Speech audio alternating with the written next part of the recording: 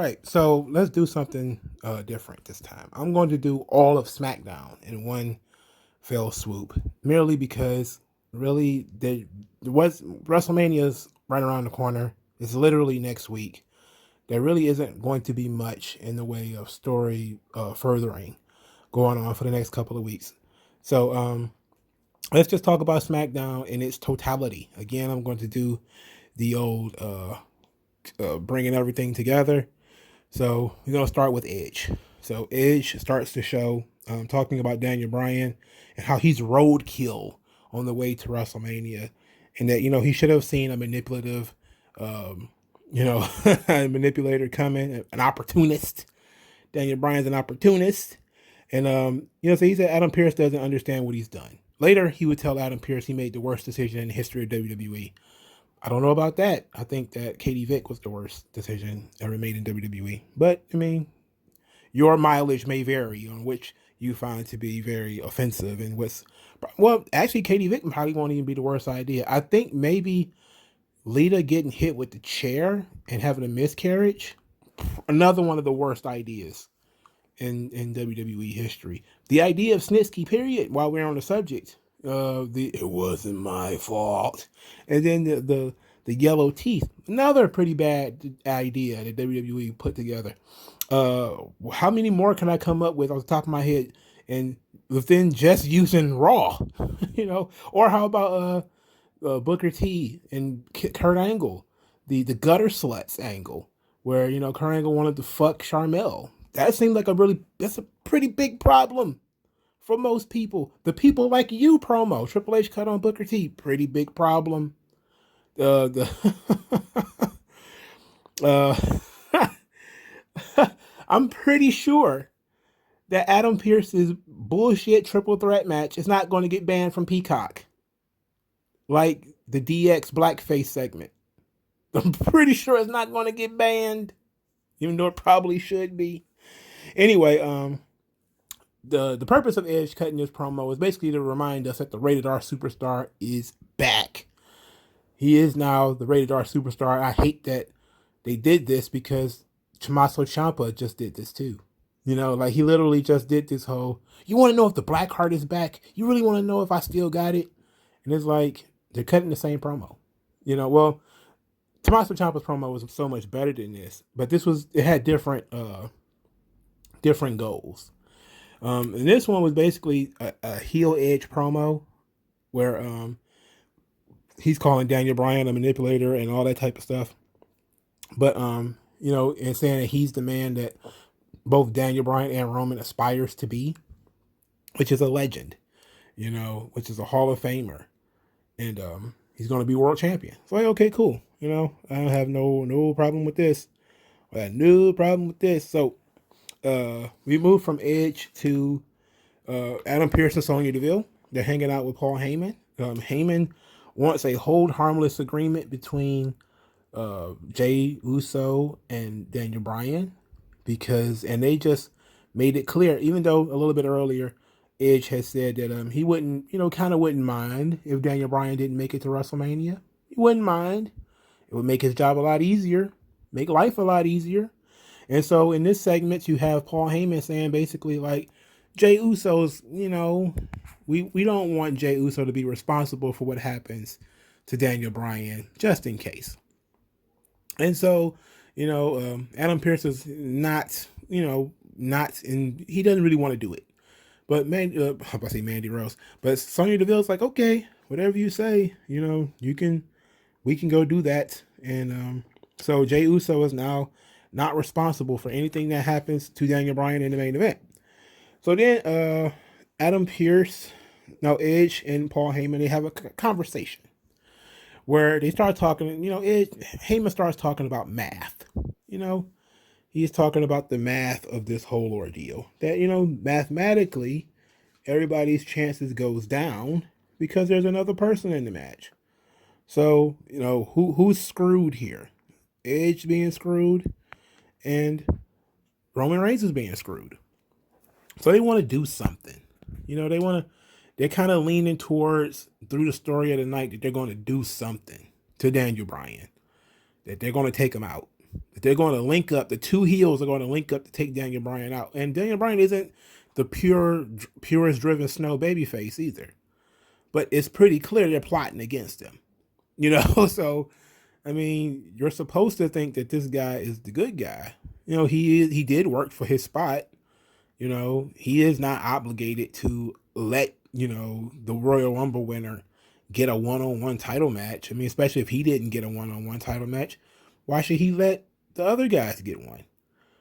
So I think that a lot of people are kind of foggy brained on the whole Daniel Bryan thing. I think so many people are just so wrapped up in the idea of Edge and Roman that they kind of get the idea that Daniel Bryan is a heel. It's like, no, he didn't get a one-on-one match.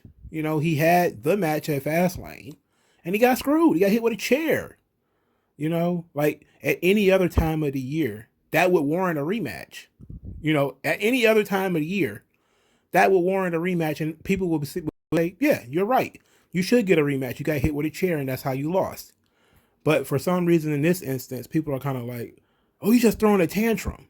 It's like, they would do that in any other time. A guy would come out there and say, I got screwed. Steve Austin, he would say, I got screwed. I want a title match right now. And then Kane was dumb enough to give it to him. So this was the kind of thing that, I hate the triple threat idea. I don't see Daniel Bryan as being the heel in this conversation. And I really don't see, other than people just not wanting him in the match, I don't really see what the problem is. Personally, like I said, I don't like triple threat matches. I think I would have taken him out. Personally, I just would have had him lose at Fastlane, and then that would have been it. But I don't get to write the story, so it's unfortunate. Anyway, Daniel Bryan versus Jay Uso in a street fight. It was pretty good. I mean, they don't have bad matches. Jay, I kind of missed the days where a chain actually did something. Like you had Jay Uso wrap a chain around his fist and push Daniel Bryan in the face a couple of times, and Daniel Bryan was fine. Not too long afterwards, he was fine. So I was weirded out by that. It was just always stunned when they don't care about that kind of thing. But then you also had the issue of Daniel Bryan did the same thing. He wrapped the chain around his arm and did his little elbow smashes, and then he put him in the yes lock and he tapped out. So Jay Uso submitted again to Daniel Bryan, and Roman, who was watching, was very, very disappointed. I'm interested in seeing where Roman is going with this. He's been very understated in this thing. And this is why I said it should have just been Bryan versus Edge at night 1.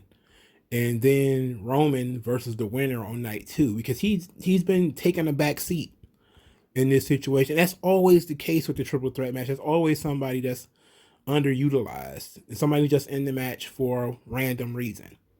This is clearly a Daniel Bryan versus Edge thing. Okay, it's clearly that's what it is. Why can't we just have that match? I mean, I feel like a broken record. I've been saying this like 4 weeks straight. We need to just have that match. Okay, why they have to overbook it by making a triple threat match is beyond me. It's silly, absolutely silly.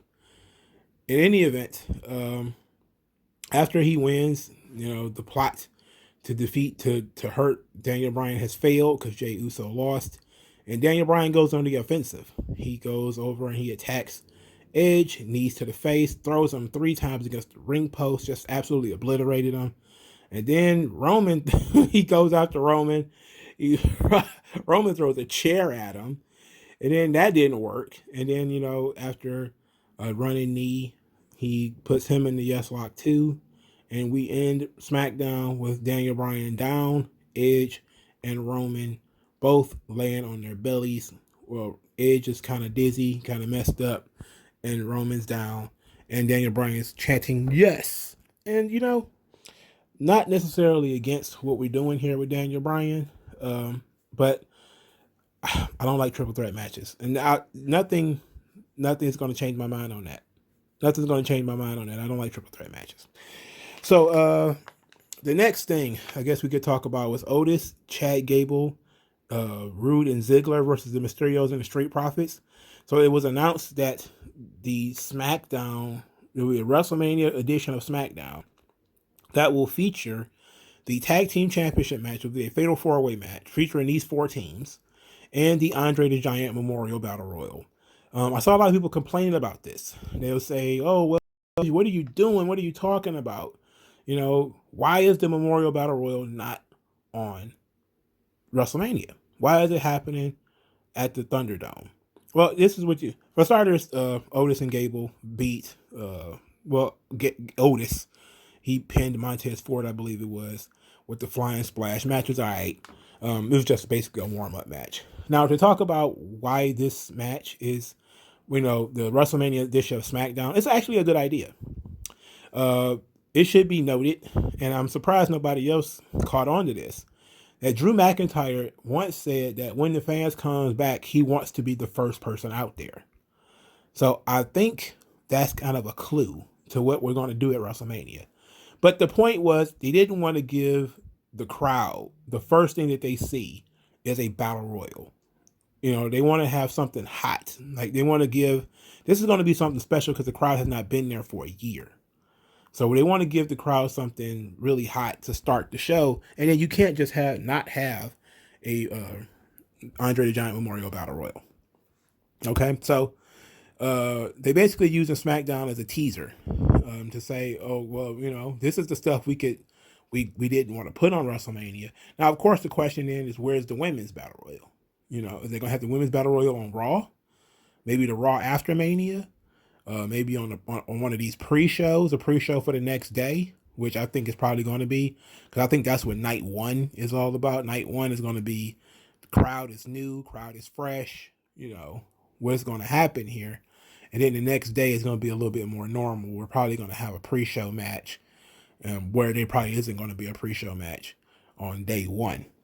So that was all good. So then we get Seth Rollins and Cesaro face to face, where we found out that Seth Rollins wears a purple cloud suit, and it looked like eerily, well, it wasn't quite what Prince wore on the Raspberry Beret commercial, not commercial, but the music video, Raspberry Beret. Not quite the same thing. It was a different color, and that was more cloudy, but this one was pretty cloudy too. So there was the dueling promo between these two guys, where Cesaro basically is talking about his first singles match. And he's saying that basically he will not fail, and that there's something in the air. And he's like, I feel it, I sense it. And he's like, the swing is in the air. And I was like, oh no, they got him singing. I lost my shit on Monday about people singing. I'm tired of people singing and dancing. I'm so tired of it. So Rollins is, uber arrogant and says that he's unshakable, the new Mr. WrestleMania and all that type of stuff. And Cesaro doesn't have what it takes. So Cesaro basically said, look, I'm going to embarrass Rollins. He might be unshakable, but he's not unswingable. So then, Rollins starts talking about how there's levels to this. You're not on my level. And that, the disrespect is not gonna last. He's not gonna let this guy disrespect him. He kind of wanted to fight him, He kind of wanted to fight him, but he said that also that I'm not gonna let you provoke me. He's not gonna let you shake me. And then, he makes another joke about swinging, and so then Rollins starts taking off his jacket. Ooh, we got hiccups. He'll start taking off his jacket and threatening to do bad things to Cesaro, who says, take a swing. Okay, so of course Rollins backs down because he's cowardly heel. Why wouldn't he? All right. I don't know. I don't know, man. I think they're. I don't know about this swing is in the air stuff, man. I'm not a fan of it, to be quite honest. I don't know. I like the Cesaro section, but there's no crowd, so I mean it's kind of hard. Maybe they ought to send people emails like to print this out, and it's like the old Cesaro section signs, and then they tell you to grab your Cesaro section sign when you're on the Thunderdome and you put it on the screen. That would be nice, and we can get rid of this the swing is in the air stuff. We're not a fan of that. So I'm guessing the next thing we could talk about is the women's tag team title situation, which was absolutely disturbing, considering Nia Jax told Carmella she didn't treat Reginald right. Of course, Carmella just kind of looked like, what? Like, why are you even talking to me? We're not in the same segment. So then Nia Jax went on to watch Shayna Baszler get beat in 90 seconds by Natalya in a match that I just kind of was like, Shayna Baszler just eats pins. Like if pins were, let's say, candy bars, she would be on my 600-pound life. That's how many pins Shayna Baszler is eating now. She's eating her weight in pins. And to random people. Like, she lost to a small package. This is an MMA fighter. Why is it that she's losing the small packages? I don't know. I'm asking the wrong questions. So then we get a big scrum as all the women fight. And then we get the Riot Squad fighting. Then Mandy Rose and Dana Brooke is coming out fighting. Then Lana and Naomi comes out fighting. And everybody is fighting and bumping each other and knocking each other down. Tamina's out there. Natalia's out there. And Carmella's just watching on the little monitor. And Billie Kay comes over to offer her services. For which Carmella kind of like, no, get out of here. I don't want nothing to do with you. She looks and she says, wait a minute. Come back here. You know, she takes a resume with the headshot resume. And I kind of thought about that. And I like the idea of Carmella and Billie Kay. But I don't want Carmella and Billie Kay. You know, the thing is, Billie Kay is a comedy character. I don't know what more you can do with her outside of that. And, you know, I guess Carmella did say she was looking for a new sommelier. So maybe that's what Billie Kay is going to do. Billie Kay is going to be Carmella's sommelier. Now, I'm down for that. That idea, I love. Them being tag team partners, I don't love that. But them being like a team, I can rock with that. And what I mean by that is, I think that Billie Kay's comedic chops. Carmella also has comedic chops. And it can actually, you know, they have chemistry there. I don't really need Billie Kay to wrestle, though. I would prefer if they, you know, went with, I think Santana Garrett was at SmackDown not too long ago, or Chelsea Green, who is now physically capable of going. I would prefer if one of them was there and maybe Billie Kay was their manager, or just a sommelier who delivered them wine or, you know, whatever, was outside the ring trying to help them win. I like that dynamic more than Carmella and Billie Kay, you know, bouncing off each other. They could still have that dynamic of them bouncing off each other without them being tag team partners. Like, I think that you need to do something with the other women too. You know, like, you have a lot of women on this roster who aren't doing anything, you know, and technically they're on the roster, so use them. So, what about this whole situation? Because there was like 90 people involved in this. Obviously, they're probably going to do some type of gauntlet for the tag team titles. It's probably going to be, you know, start with Natalya and Tamina versus Nia Jax and Shayna Baszler, and then it's going to end up with the last team standing. It's stupid. Now, I did see, and it's probably going to be a separate video. Matter of fact, let's talk about it here. Carmella was talking about the amount of TV time the women got on Raw, and that she was unhappy with the amount of TV time women got on Raw. She thought they deserved more time. And that, of course, sparked a lot of discussion throughout the week of rolling back with the old give them a chance scenario, because it's WrestleMania season and Bayley hasn't been on TV in 3 weeks, I don't believe. So there's a lot of people who are noticing that the women's division, even Sasha Banks and Bianca Belair, now that Sasha Banks has turned heel, they don't eat up as much time as they used to. You know, SmackDown is now mostly the Daniel Bryan, Edge, and Roman Reigns show, with the occasional Otis match.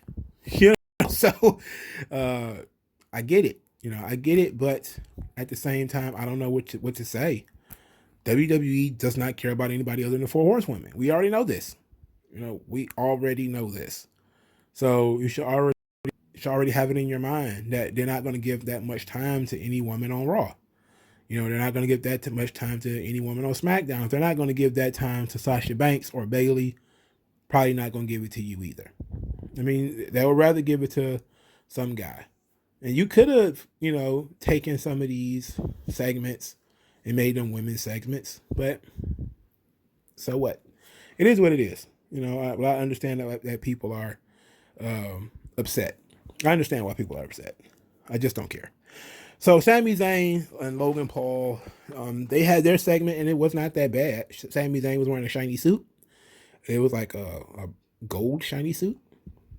And he's talking about his conspiracies and how this documentary is going to prove his conspiracies, and that, you know, he gave Logan Paul credit for standing with the oppressed, and that most other people in the WWE are just corporate drones. So Logan Paul basically was just like, dude, I'm so happy to see I want to see the evidence. I want to see everything. So then we get the movie, which is basically just a trailer for the movie. And it's rated T for truth.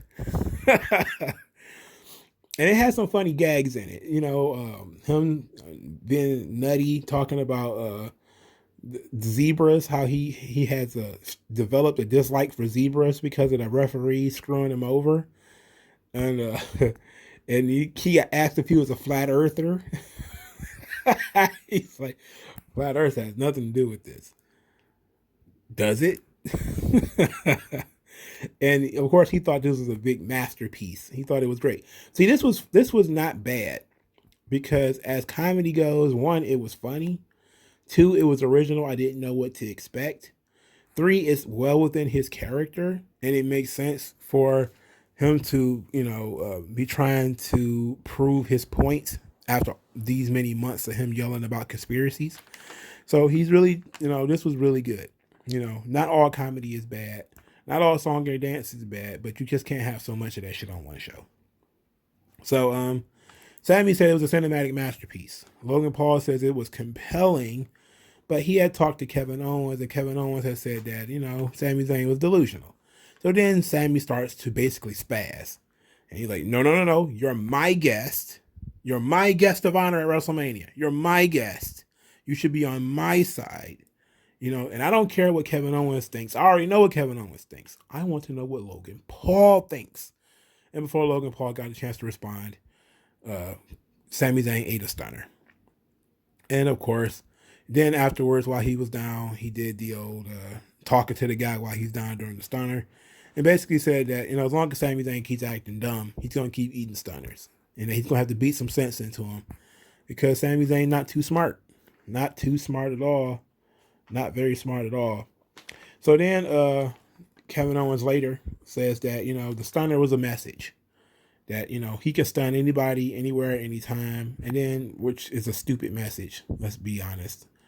It's a stupid message. And then Sami Zayn just attacked him from behind and threw him into some boxes. And, you know, yelled at him that he ruined everything. That he ruined everything. And, you know, he's going to get him back at WrestleMania. And then he ran off like a thief in the night, which I loved. I thought that was excellent. So the third match on the show, Carmella versus Bianca Belair. And I like this match. Carmella is very aggressive. I actually was surprised at how much I liked this match. I'm not surprised. I think they probably should take Bianca out of the ring. Her wrestling a match, you know, a week before WrestleMania just doesn't make much sense. I think that they really should just take some of these people out of the ring. Like, you know, when you play in football, right?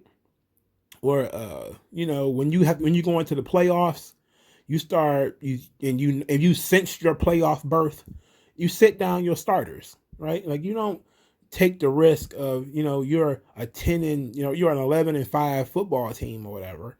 You're going to the playoffs. You might even get a bye in the first round. Why would you going to put your quarterbacks out there to get injured?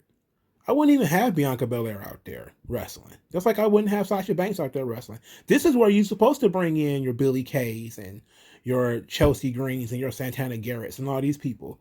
You bring them in because Sasha Banks is already going to WrestleMania. Bianca Belair is already going to WrestleMania. We don't need to see either one of them in the ring. Okay?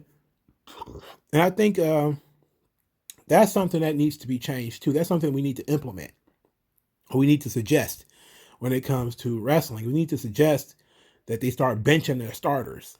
Like when it's a go home show, bench your starters. We don't need to have guys wrestling and fighting during the go home show. And yeah, I know the likelihood of them getting injured is low, but in the COVID era, the likelihood of them getting injured and being exposed and all that type of stuff is actually higher.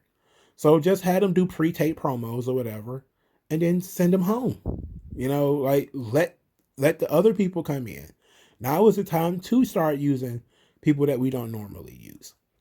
So Bianca Belair versus Carmella could have been a program instead of just a throwaway match on SmackDown.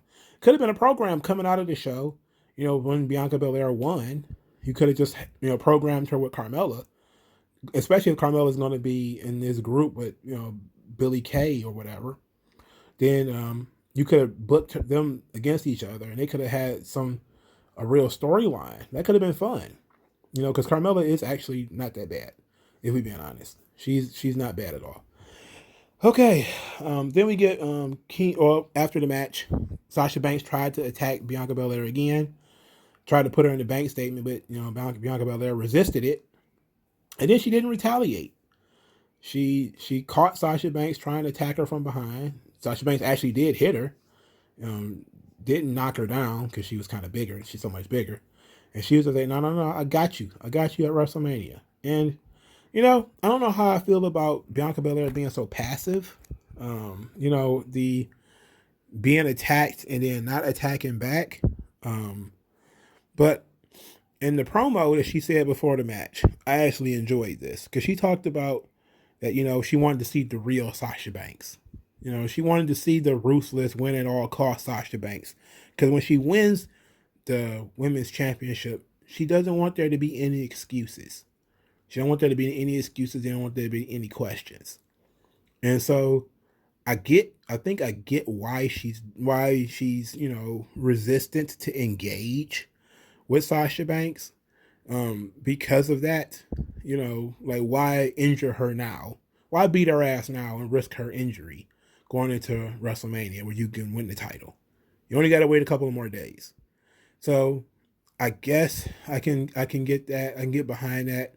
I would like for somebody to verbalize it, and I would also like for them to not be in the ring. Why even offer up an opportunity for somebody to injure somebody else 7 or 8 days before WrestleMania? I mean, and this was also the storyline again with Edge and Daniel Bryan and Roman Reigns. They got basically putting a hit out on Daniel Bryan because we know he got to work a match a week before WrestleMania. It's like, that's silly. Bench your starters. Let them go home, and let other people do the heavy lifting on SmackDown. Anyway, Baron Corbin was talking about no respect. He didn't get no respect. He's the Rodney Dangerfield of wrestling. He don't get no respect. And he starts talking about his watch, which I'm beginning to think that watch is probably sponsored. Like it's probably some watch company that WWE sponsors with that he keeps talking about how expensive that watch is. And that's just his new gimmick now. Is he's Ric Flair, $10,000 watch. Anyway, and he's talking about how he's going to take down Drew McIntyre and take his spot at WrestleMania. And of course, we know that's not going to happen. But it's interesting because Baron Corbin isn't doing anything else. So, and also for those of you who have not been paying attention, MVP said on Twitter that Baron Corbin is not in the Hurt Business. That he is not in the Hurt Business. So, I think most people should believe him when he says that. And I think maybe the idea that the guy is on SmackDown should have told you that he's not in the Hurt Business. Okay. I just think that some people just got, they got to be in their bonnet about the Hurt Business thing, which, I do as well. We can never leave the memories alone. Never. Then we get Apollo Crews, who was talking in that accent. I hate the accent. I hate it. But he challenged. He started talking about his ancestors again. All of my ancestors going to win the Intercontinental Championship.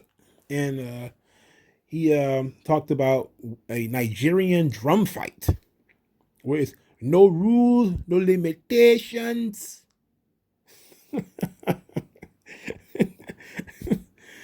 Just the beating as loud as the drums. And I'm like, okay, I'm interested in what that means. Um, I'm interested in what it is. Is it going to be guys outside the ring playing drums? Is it going to be a drum set outside the ring? It's going to be like the White Stripes music video. It's going to be like drum sets everywhere. And you're going to hit a guy with like a cymbal. You're going to be chasing people around with hi-hats. Is that what's going to be going on here? Because I'm not a fan of that if that's what it's going to be. They could have just had like a straight up, like somebody in my comment section once said, like a stretcher match. Like you could have done that, or literally anything else. But Nigerian drum match, I'm actually interested in what that means and what it is. So hopefully we'll have fun with it. I do hate the the accent, but it seems like we're stuck with it. So that was SmackDown. The show was not bad. It's just that it's difficult for them to do things that matter on this show, with WrestleMania being literally next week. So I think really we need to create the idea of benching your starters. I may even do a separate video on that because I know some people probably not won't get this far into the video. But on the go home shows within 2 weeks of the pay-per-view, we probably should send champions stay home, number one contenders stay home. We're going to bring in other guys. We're going to bring in the B team. We're going to bring those guys in to fill the time on Raw, to fill the time on SmackDown or NXT or whatever, because running the risk of, your top guys getting either COVID or injured or something like that just seems very silly to me, And I always say that sometimes these guys wrestle too much as it is, that we could use more promos, especially shorter promos. So I'm all for it. But this show was pretty good. I enjoyed the main event. I enjoyed Bianca Belair versus Carmella. I enjoyed Edge's promo. I enjoyed the plot to take Daniel Bryan out. I wish they would have done it. Like, I wish they would have jumped him and tried to injure him. That would have gave us a lot of sympathy and could have gave us a hook for next week. Like, just think if Edge and Roman had worked together to beat down Daniel Bryan and maybe did a stretcher job. And then next week you're thinking, oh my God, they've taken Daniel Bryan out of this match. And then you get the idea of, what is Adam Pearce going to do? Maybe you even get it through Raw that Adam Pearce has to make a decision. Is Daniel Bryan going to be medically cleared for WrestleMania? And then you kind of let that question linger in the air while Edge and Roman Reigns go back to thinking it's one-on-one. That would be sweet. That would be sweet. And it'll be also teasing people that they might not, they might get the straight up Edge and Roman Reigns match. That would have been fun. It would have been a nice little hook for next week. But, I guess we got to send everybody home happy. All right. Thank you guys for your time. Like this video, share this video, subscribe to this channel. 3 Count Commentaries is powered by people like you. Thank you guys so much. Also, you could subscribe at the subscribe star, if you please. Also, hit the like button. Or if you are one of the people who like to send cash directly, you can send it to the Cash App. I would appreciate that too. Support the channel, man. Thank you guys, for listening. That's very important too. And I'm going to talk to you guys later, man. Peace.